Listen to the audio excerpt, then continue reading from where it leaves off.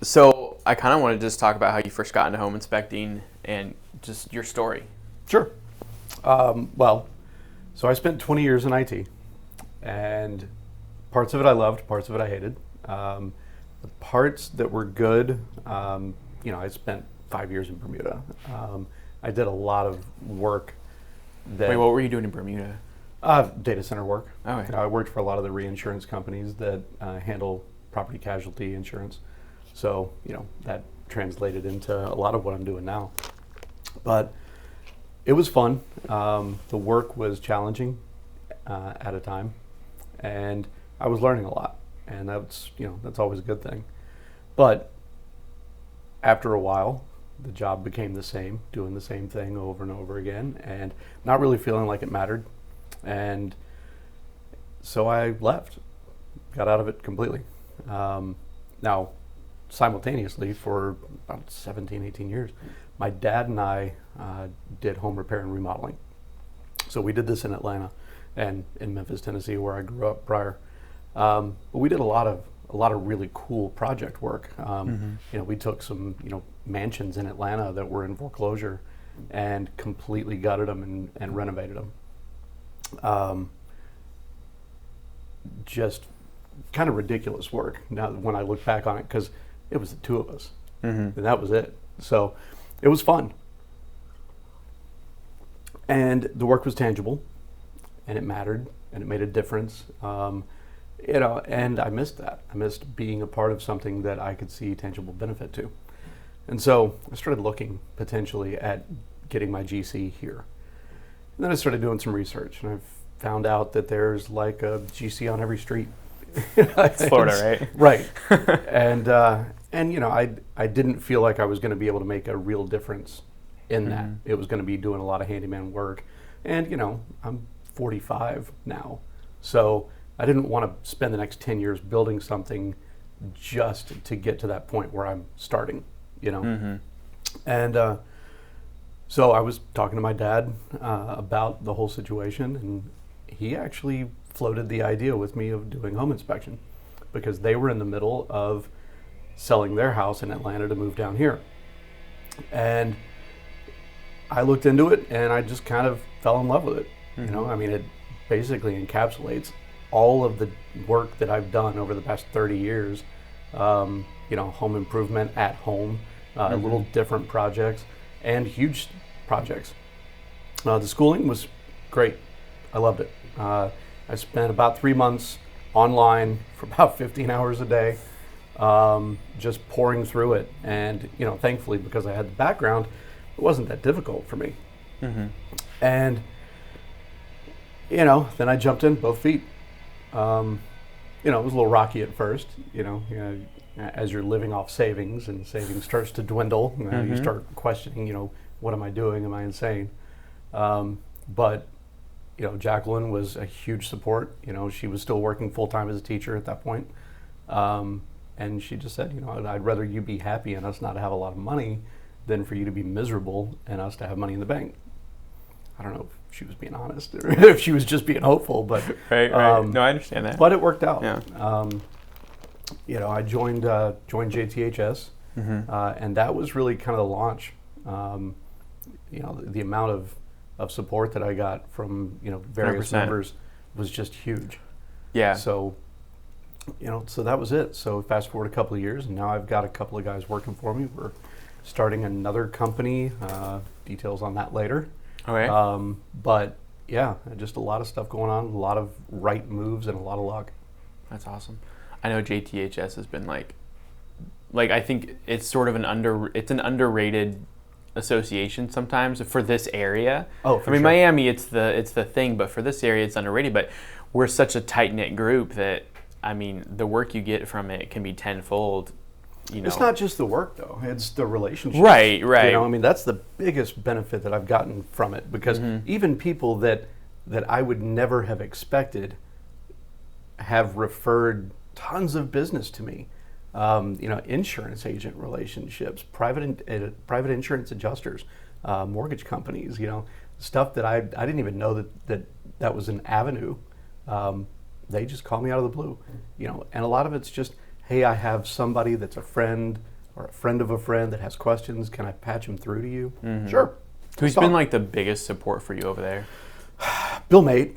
Same here. I mean, without 100%, question. Yeah. Bill, I think I had been with JTHS for a couple of weeks, and he asked to talk to me about the Purple House. Everybody over there knows what the Purple House is. And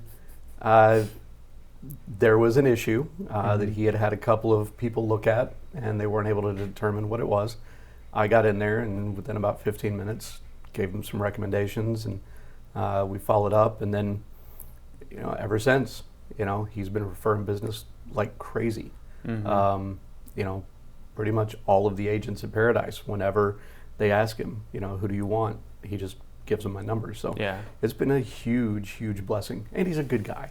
Right. When he calls, I'm like, I answer. Oh, of course. Like of course. It happens every time. No, that's great. No, that's so when you moved down, like when did you move down to Florida and all of that? Was that? It's been a little over 10 years. Okay. Did the general contractor, did that idea bring you down to Florida, or was it something else? No. I got word that the U.S. portion of our insurance company, which I was living in Atlanta at the time, so the U.S. Portion of our company had been sold to a company in Australia. And unfortunately, because I had 2 kids, unfortunately from their perspective, I get it. Not from mine, but because I had sole custody of both my sons, the Bermudian government doesn't allow you to bring more than 1 child with you. So obviously you can't choose which child you're going to bring. Right. So I didn't really have much of a choice. I was part of the sale.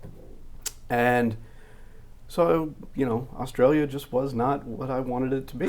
I mean, great right. people, but the reality of leaving everything behind and moving to Australia, it just didn't add up. Mm-hmm. So I stayed on with the company and helped them shut down a few offices, Dallas, Atlanta, and New York. And then once that was all done, I was kind of a free agent. And so I took what I thought was going to be a short-term IT gig down here in West Palm, after the kids and I had driven the coast and decided that we really liked Jupiter. And so we were coming down here. And that ended up being the next almost 3 years of my life. And one of the big reasons why I decided to get out of IT completely.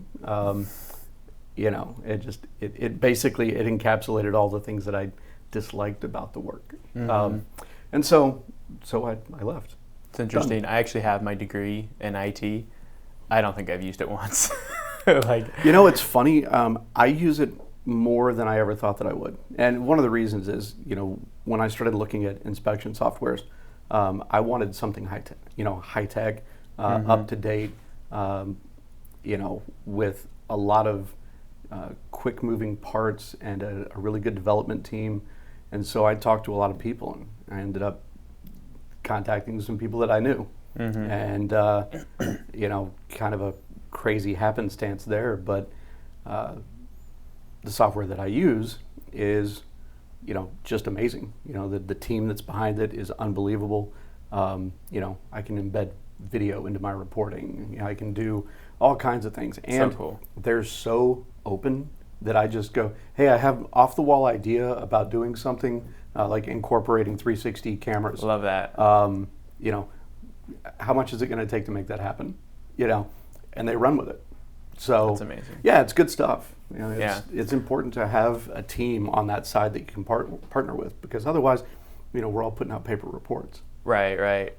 So I just got my real estate license, but I'm still doing the photo and video, and we also have we have several platforms, delivery platforms and stuff like that we can deliver. And I'm currently with this one company that's super open like that. Like their brand, and when they're new, they're a lot more flexible and agile, right? And they're they want to do everything they can, and there's some super cool tools on there. And I love having good software to make my job easier for sure. Yeah. But so one of the themes, I guess, of the podcast the title of it is Be My Mentor, right? So Right. brand new. I'm brand new to real estate, but I'm not completely brand new to the industry, right? Right. Because I hang out with realtors all the time. And so my goal is to provide a lot of value, like not only learning from you and learning from other industry professionals, but being able to pass this knowledge on to my buyers and on to my sellers. So maybe they're 6 months out, maybe they're a year out, and they're looking for a home. And so what I want to dive into is, first let's break down, what does a normal home inspection look like? What can a buyer expect out of that, or a seller too? Well, we've got a few different things. So one is, if you are a first-time home buyer, you're literally my favorite person to work with, because you're scared. I know that. Like, you are scared to death. It's a huge investment, and you want to make sure you're making the right decisions. That's one of the big reasons why I chose this, is because it does make a genuine difference in somebody's life. And the truth is, if you get a bad home inspection report, and I don't mean the results of the report, I mean just a report where things were missed. We'll get into the other stuff later, but if you get something like that, you can end up making a bad decision because you just don't have all the information. Mm-hmm. It's kind of what my parents did. So our goal is to provide you as a home buyer with all of the available information at our fingers, right? Mm-hmm. We want to be able to put everything in your hands so that when you're making that final yes or no decision, it's eyes wide open. It's an easier decision right. to make, Then we also work with a lot of investors because, Palm Beach, Martin County, we have a ton of investors that call us from Virginia, New York, Connecticut, mm-hmm. and say, hey, you know what, we're looking at buying, this block of duplexes. Can you go check that out? Those are fun. It's definitely different. The expectation is way different. What makes those expectations different? Well, so they're looking at it as an investment opportunity, not a place mm-hmm. where they want to live. Right. So what you do with that is you come in and you basically give one report that is a complete overview, right, of the investment. Then you break down into individual units and you start talking about what's needed, either on an update basis, whether they have old appliances, holes in the walls, roof leaks, stuff like that. You break that down on a case-by-case basis so that they can then take that back and look at the amount of money that they're going to need to put in and figure out what their ROI is going to be. Mm-hmm. Bottom line. Yeah. Right. Because that's what they care about, right? And it also depends on the area in which they invest. If they're investing in higher end places, which surprisingly we have a lot of higher end investment down here. If they're buying a $2 million investment property, they want it to be a certain criteria, right? Mm-hmm. Versus if they're buying an apartment block, they go, okay, well, we're going to rent these out for $2,000 a month. We can throw $30,000 at it, get everything updated, and then it'll be fine, right? Mm-hmm. So it's kind of that difference. It spreads out the risk, right? But it's, from my perspective, it's knowing the expectation for the purchase. Is it home? Is it investment? And if it's home, is it a 15-year home? Is it home for the next couple of years, and then you're going to turn it into a rental? Mm-hmm. Because we have all that stuff down here. So really having the conversation with the buyer up front and understanding what their expectations for the property is determines a lot of what goes into our report. You're mm-hmm. still going to get the base facts, because the facts are the facts. But then we tailor a lot of it to the person that's actually buying. Got it, because some things, a homeowner who's going to stay there for 15 years is going to care a lot more than an investor. Right. Well, not only that, if it's home, I ask them what their circumstances of life are. Do you have kids? Are you going to have kids? Is there a pool? That's crazy. Because if there is, there are certain things that I'm going to put into the report that I wouldn't necessarily put in for safety features and just general maintenance ideas, things that you need to stay on top of in order to make sure that your house doesn't have problems down the line. One of the big questions that I ask, and I'm constantly amazed that people don't expect me to ask this, is anyone in your family disabled? Because if they are, and you're buying an older home, a lot of these homes don't meet ADA requirements. So, you look at doorways, hallways, accessibility options for bathrooms and kitchens, stuff like that. And that's stuff something that you I don't put even in. think about. Right. And a lot of people are just kind of blown away because they think that they're going to get a very vanilla inspection instead of something that's customized to their needs. No, that's amazing. I know when we bought our condo here in Chasewood North, I remember everything just being such a blur. Yeah.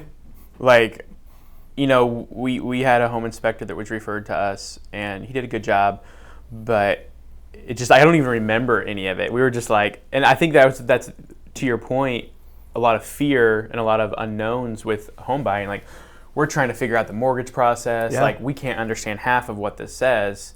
And even though there's this sheet that's supposed to explain everything, and no, that's amazing. I think that being able to provide that level of service for especially first-time home buyers or even investors is pretty amazing. So let's say I'm a new home buyer. You show up at my house. What goes on from there? So first thing that we do is we start talking about the home, right? We've already kind of broken ground on that. Right. Then we start talking about, where are you moving from? Do you have any baggage that's coming with you? Have you had electrical problems? Have you had plumbing problems? Did you have a roof leak in your old home? Because if you have, those are the things that you're going to be most scared about in your new home. Right. So those are the things that I try to make sure that, when we're going through the overview, we hit each one of those points. We're going to hit it anyway. But I want you to hear what I have to say, so I'm going to hit those points first. Right? You're managing expectations by getting ahead of the game, right? That's it. And then, typically you'll have, on a house that's under 2,500 square feet, you're going to have one inspector. Anything over, you're going to have 2, 3 inspectors, depending on, obviously, the square footage. But basically what we do is we separate the outside from the inside.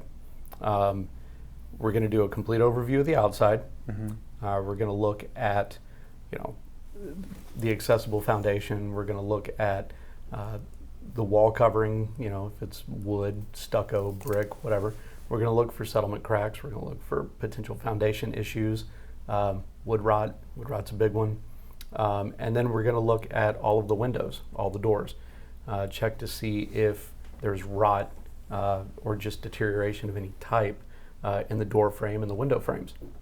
What a lot of people don't know is, these inset windows that we have, because we have so much concrete block construction. Inset windows, like, you'll get a settlement crack in the corner of the window, and left by itself over time, that thing's a wick. You end up with so much water coming in just from that little crack, because water goes anywhere it can. And so we're going to look at that. We're going to look to make sure that everything's properly sealed. Then we head into the garage, check out all your mechanicals, make sure that you don't have any issues with AC, water heater, laundry, all those kinds of things. And then from that point, we usually head inside, where we check out the kitchen, bathrooms, run the water for 20, 25 minutes. Make sure that you have steady hot water. Make sure that you don't have any drainage issues. We look at all the plumbing. We look at all of the piping, because we want to know, do you have coppers? Do you have PEX? Do you have polybutylene piping? That's what we have in ours. If you have it's poly, not good. it is not good. It is not good. But the funny thing is, people freak out over it, but these houses have been in place for 30, 35, 40 years with it, right? So to me, it's not a deal breaker necessarily. It's just, hey, you know what? You have polybutylene. You need to know it. Here's the history. It's going to cost anywhere between $8,000 and $40,000 generally to replace it. And at a certain point, you're probably not going to be able to sell this house if you have it. Ooh. So, not without getting it replaced. What's the lifespan on that? Like, what's the year where you're like, like maybe you should not? Well, see, that's the thing. There's not really. So, polybutylene got a really bad rap because of temperature fluctuations. Mm-hmm. So, with expansion and contraction, what you would have is the joints would crack, and you'd end up with slow leaks. Before you know it, water's everywhere. Down here, because we don't have the extreme temperature fluctuations, you don't really have that problem as much. What you do have, though, is people overloading under their sinks and cabinets, and they end up pressing a lot of stuff in against the piping, and it breaks. Would you consider it like more brittle then? It's right, okay. Because it dries out. Got it. And that's the impression that I got. So we remodeled our kitchen recently, and we were messing with piping, and I did not turn off the main water, which is stupid, right? But yeah, I broke off, and you've never seen someone run so quick to the main water to turn it off. Like, there was water. Like, it wasn't a ton. Like, it was good amount of water, but like, and so we've definitely had a few issues in our condo with that piping, because we had a slow leak in our bathtub that was leaking into our neighbors downstairs. And I didn't know at the time that the association actually takes care of any leaks within the walls, at least within our association. So if the leak happens inside the walls, they take care of any insurance issues with that. I didn't know that, so like me and my friend ended up like replacing her sheetrock downstairs ourselves, because we didn't want to like claim on insurance, because it wasn't that big of a leak. It was just enough, and she never used the bathroom below or whatever. So anyways, like, we've had our experience with can't even say it. Polybutylene. So I imagine our next house, that will be like one of the number one questions. Be like, does it have polybutylene? And like, how old is the house? Like, all of those questions. And that confirms my point. Right. It's all about your experience. You're going to bring that experience with you into every purchase you ever make, because it's a fear thing. Right.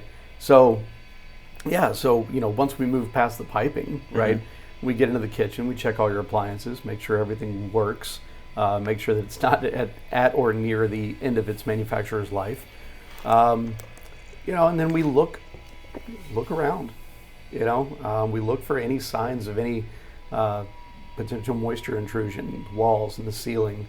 We look for bad floor work. You'd be surprised how often people have had their floors replaced, and the work that was done is just not up to standard.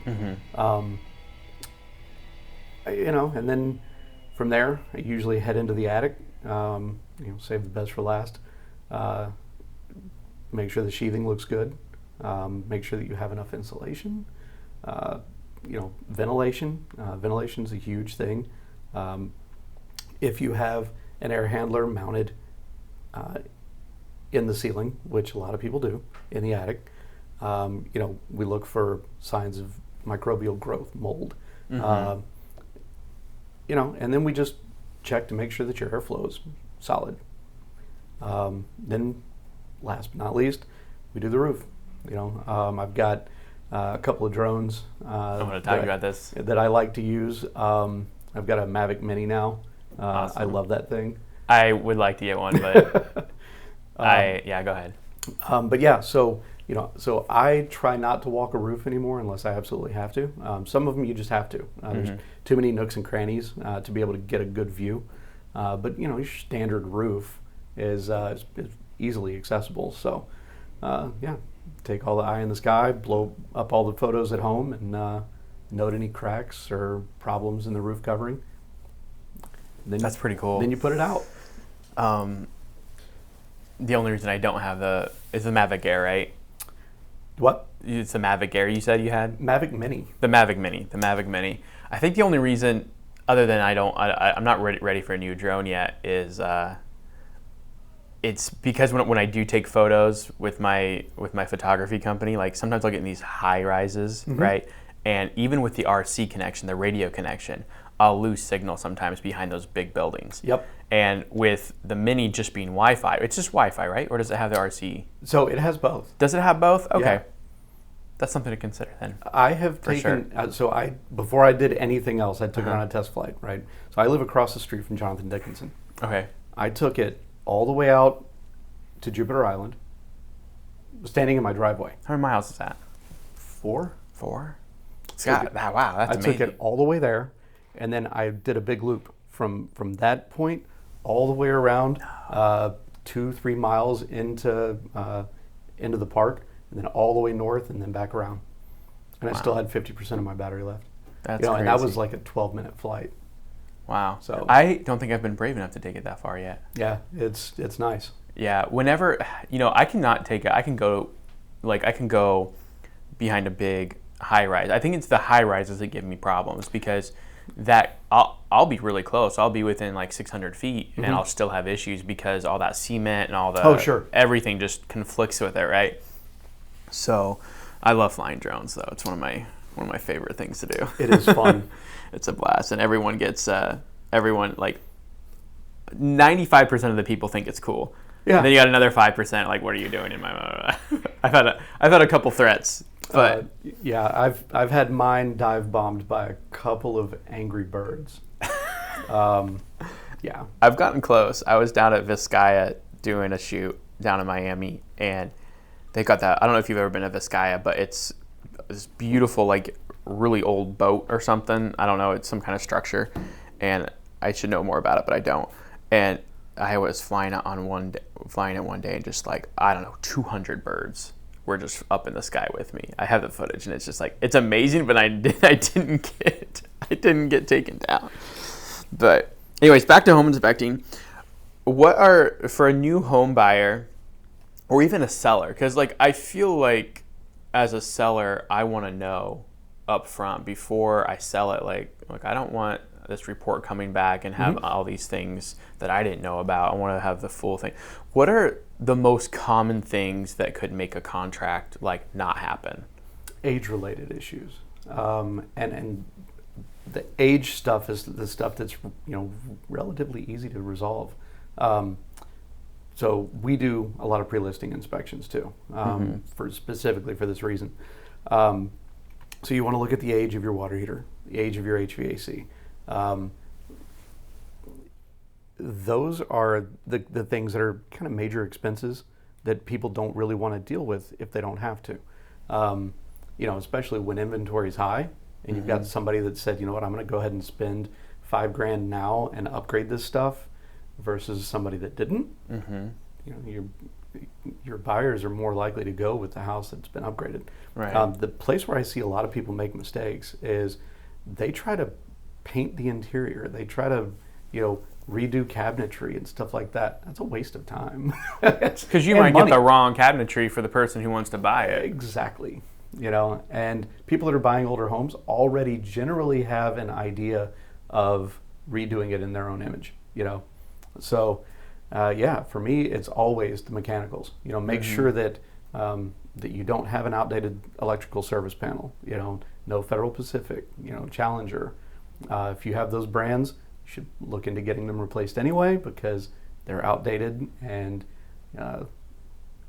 problems have ensued, especially in the Northeast, which is why those panels are no longer made.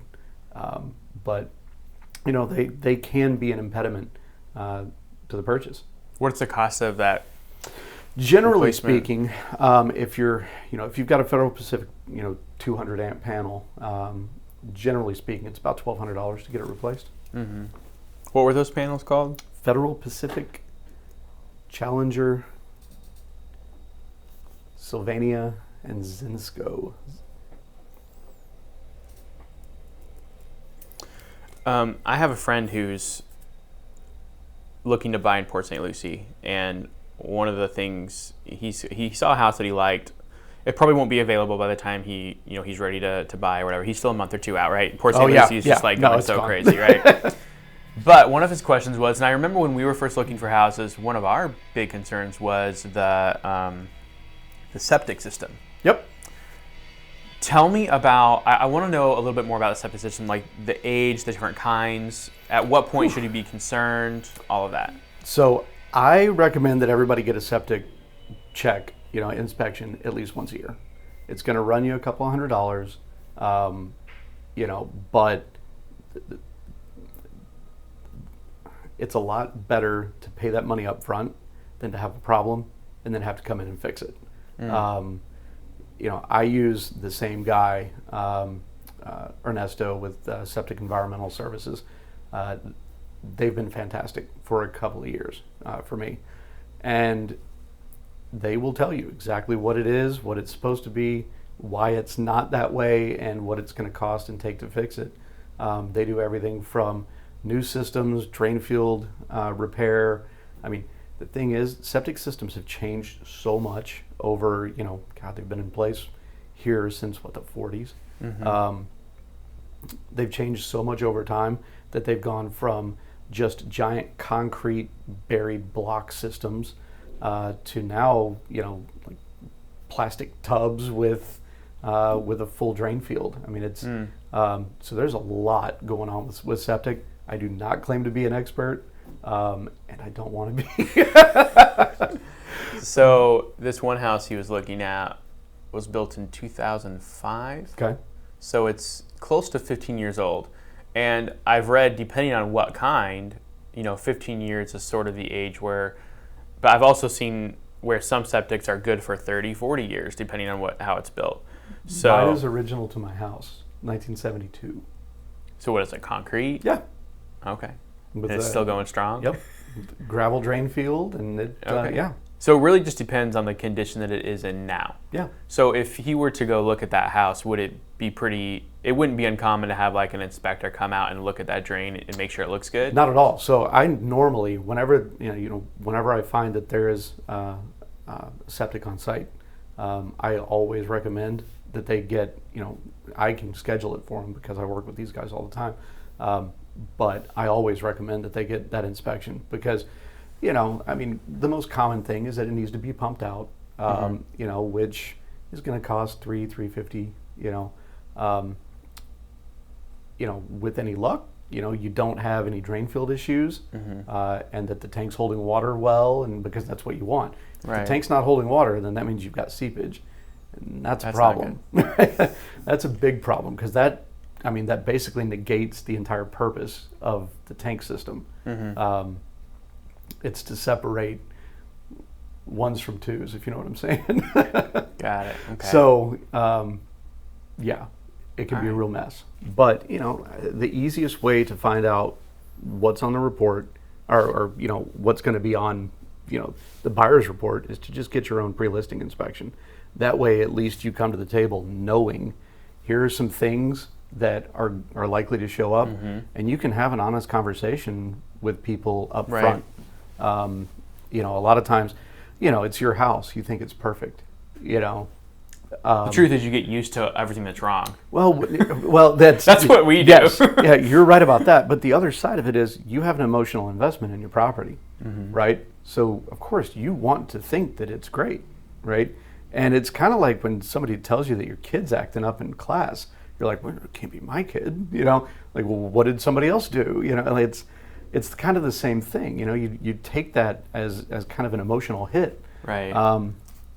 My job is to not be emotional. It's to be logical. It's to look at the facts, and the facts just speak for themselves. Right. We touched on this a little bit, but as far as roofs and foundations go, so whenever you see something wrong with either one of these, what can actually be done? I mean, obviously you can replace a roof, you can fix a roof, but especially foundations. Foundation issues can be tricky. There's always the possibility that you can jack them up, go in and dig out the foundation, and then put a remediation system in place. There's is that the biggest problem? Like the foundations sinks with the land, or what happens? Usually they don't, right? Okay. Thankfully, in fact, we've only run into I think 3 where the foundation was an actual issue. One was recent. It was for a condo that thankfully a realtor friend of mine was in the process of buying, and we noticed that the floor was bowed. And when we went out and looked, you could see displacement cracking in the block wall on the outside. And the closer I got to it, it was like, yeah, you know what, that's a problem, So they passed because they know what it's going to take. Foundation issues are extremely expensive to deal with, and they're not guaranteed to work. Certainly not for the long term. But thankfully, most everybody pours foundations, lets them settle correctly before work is actually done down here. In Georgia, completely different setup. Because guys are used to working. Georgia's all clay. It's clay and granite. I mean, that's basically what you're dealing with. And so you dig 6 inches down, and now you've got 15 feet of nothing but clay. So what happens is, as the clay displaces, it displaces quickly. With sand, we have like kind of a little slower settlement that occurs. So, and they build for it.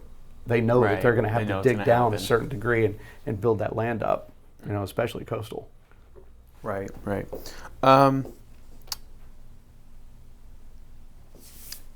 So I'm a homeowner, and we're actually thinking about selling in the next few months. We're not sure. This, economy's, it's good right now, so maybe it's a good time to sell. Who knows? But so as a homeowner or any homeowner who's looking to sell, what are the main things that you should always keep an eye out for, you should always maintain in order to keep the value of your home the best? So when someone like you comes in, we're not freaking out. Well, keep your AC serviced. That's a huge thing. If you can prove,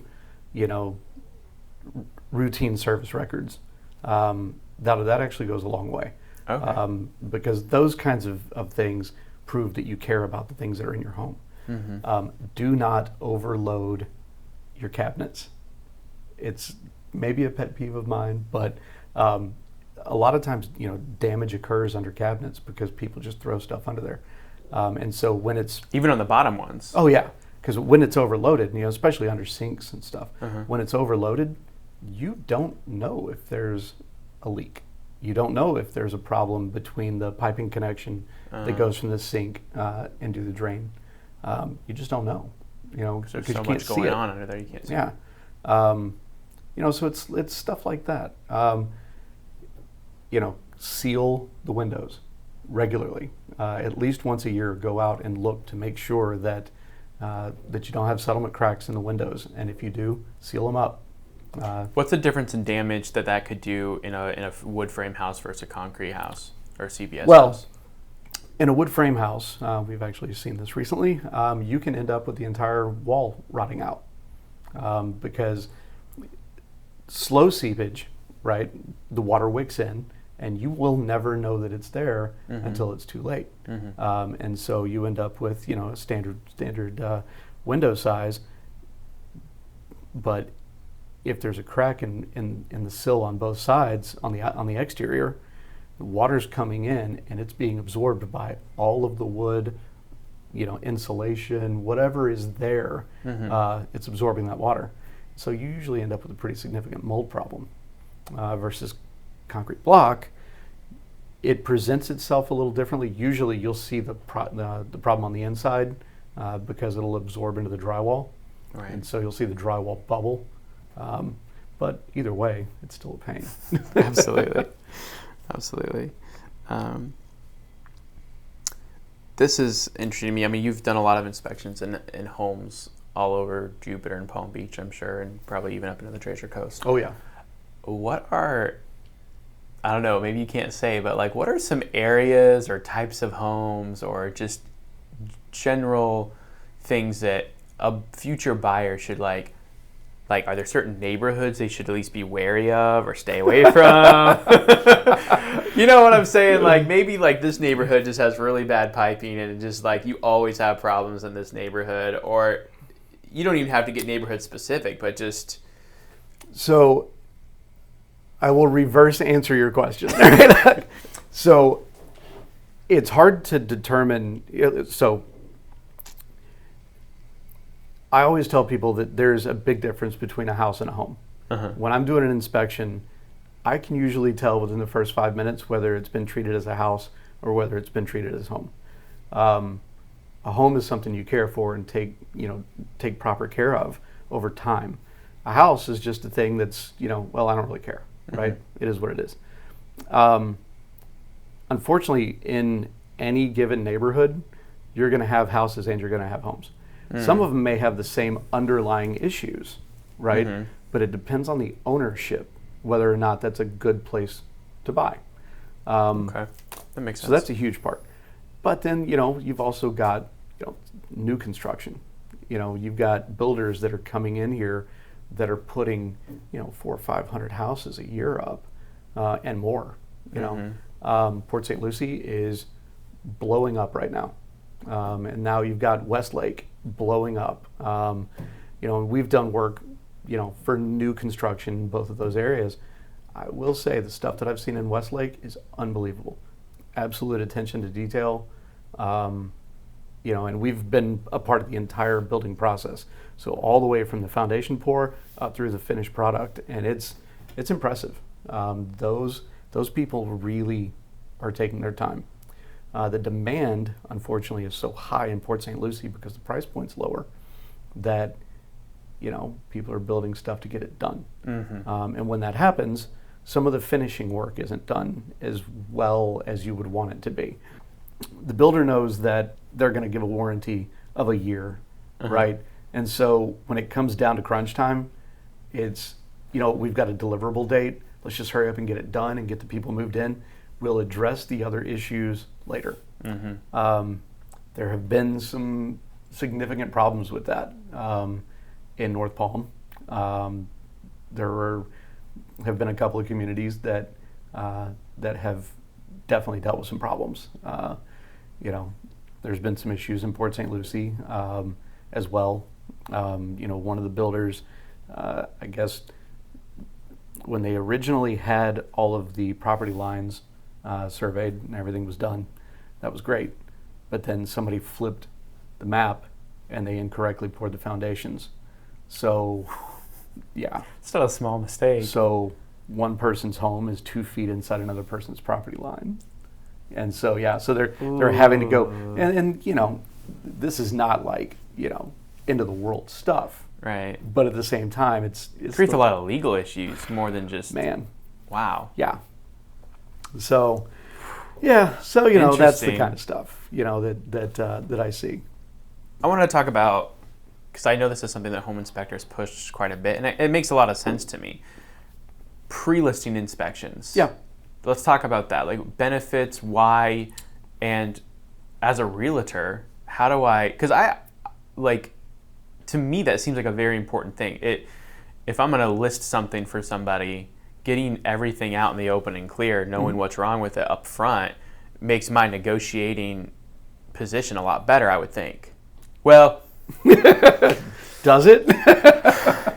Ignorance is bliss, I guess. So there's a couple of schools of thought on it. Okay. Right? So one is when you get into a house and you've got a family that's lived there for 20 years, and the house is not necessarily in disrepair, but as a realtor, you go in and there's going to be a lot of stuff on a report, and you're trying to set proper expectations with the current homeowner that, hey, you know what, this may be what you want for the house, but there's going to be a lot of credits and stuff that we have to give up if you don't do some work. Okay, a pre-list inspection for that is going to help these people, kind of level set their expectations for what their house really is versus what they want it to be. The other thing, and this is one that's commonly used, especially when there's high inventory. You go in, you have the pre-list inspection on a house that is in great shape, and you literally have the inspection sitting there at your open house and go, it's already been inspected. Feel free to go through everything. You can even call the inspector, set up time. And what I do, I don't know if I should tell anybody this, but what I do is for anybody that does a pre-list with me, and then the buyer wants their own inspection, if they use us, I give the owner 50% back on what they've done. So, if it's, a $400 inspection for the pre-list, and then right. buyer does, then I give them $200 back. I figure it's just kind of kind of the right thing to do, and it helps everybody in the end. Right, 100%. So let's say I go into a home and I'm like, man, it's going to need this home inspection might not be what they want to see right now.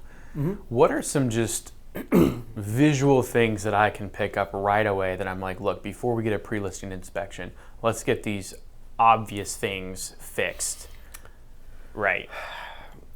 If you go in and you see that the appliances look like garbage, they probably are. Okay. But don't have them replace them. Have them instead just say, you know what, you're going to build in a credit for the appliances because the appliances are trash at this point. That's some of the easy stuff that you can do. If you notice that they've got one of those electrical panels that is going to have to be replaced, go ahead and have them replace it. It's going to cost them $1,200, but it's going to cost them $1,200 anyway. It's a fine line, kind of balancing act for you guys to be able to go in and say, hey, you know what? I'm going to list your house, but here's all the stuff that I want you to do before I list it. Because they may go, well, then I guess I'm not going to list with you and I'm going to list with somebody else. Right? Right. Sometimes it's a fine balance on how far you want to go with them. Yeah. And I think that's what I've discovered about negotiating is like the whole idea of giving them a credit for the thing. That makes a lot of sense because you're already preempting that question from the offer from your buyer. Yeah. That's going to be like, well, the appliances look really bad. It's like, yeah, but we already took care of that right here. So that's kind of the stuff I'm talking about. Like if I get a listing, I want to know like when I walk in, oh, that's an obvious thing that's going to come up. Flooring. Okay. If the carpet is, just deteriorated beyond cleaning, if the tile or the wood flooring is scratched beyond belief, the tile's broken in multiple places, that's stuff that people are going to go,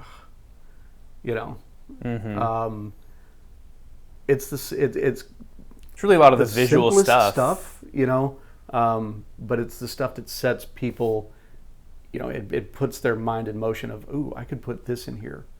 They're putting a credit in. I don't like the floors anyway. Right? So it's kind of that kind of stuff. Okay. As a home inspector, and this is sort of a plug for you, like how do you differentiate from other home inspectors? How do you feel like you're different in what you offer? So, it's a question that I'm actually asked a lot. And I think one of the reasons is because just like realtors, we're all lumped in as you all do the same thing, so therefore you're all the same, right? I guess the difference, is just my approach. Like the culture of our company is based in a desire to help people. We may not always tell you what you want to hear, but the fact is, it's the information that you need in order to make a solid decision.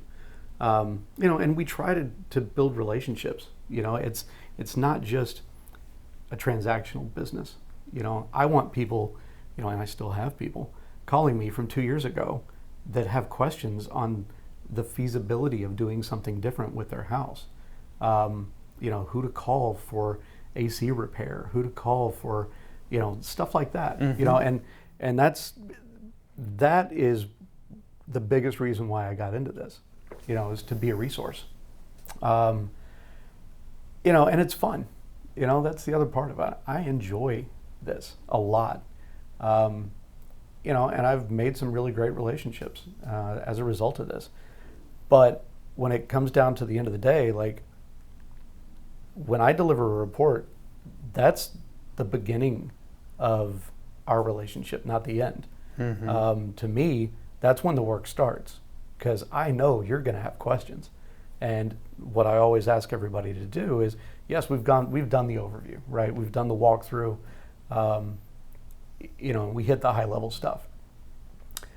I always want everybody to review the report a couple of times and then we'll set up a time and we'll go through the report top to bottom now that you've had a chance to actually go through and think of some questions, think of some feasibility options for upgrades, for flooring, for for redoing the kitchen and the bathrooms and stuff like that. And that's the stuff that I really enjoy talking about. So so we do that, and there's another part, and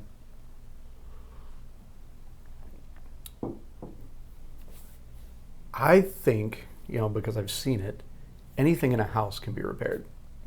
There are some issues that you just honestly are not going to want to deal with, but the vast majority of everything else, 99%, is stuff that can be fixed. It's just a matter of, do you want to? Here's the information. Now let's talk about what needs to happen, and do you want to do the work? Do you want to have somebody, resolve this for you? Some people that I've worked with in the past do a very, here are the facts, this is the report, See ya. Yeah, this is the information. And also, they do the alarmist thing of come down out of the attic and they go, well, you got a roof leak. And then they stop talking. As a buyer, I've been on that side. As a buyer, the next thing that you see is dollar signs flashing in front of your eyes. And there's a huge difference between that approach, because it is an approach, and our approach, which is come down, pull the phone out, start showing you some photos. Here's the damage. This is where the areas are. This is what it's going to take to fix it. And here's a rough estimate of probably how much you're looking at, from a cost perspective. It just makes a difference. And from being in construction and repair and stuff, you have that knowledge to say, pretty sure this is what it's going to cost. Yeah. Right. You talked about a second business that you guys were. Do you want to talk about that? No, that's another time. It's in the pre-launch stage right now. Okay. I think I know what it is. Do I know what it is? You know what it is. Have we talked about it? Okay. Yeah. Well, next time. Yeah, you know what it is. Next time. We'll talk about it next time. Awesome. Well, thanks, Corey, for coming by. I've learned a whole lot. And that's what I wanted to do today, was just learn and then pass that knowledge on to any future buyers and sellers and even other realtors or new realtors. So well, that's thanks what so I'm much. here for, man. Appreciate it. Happy to do it.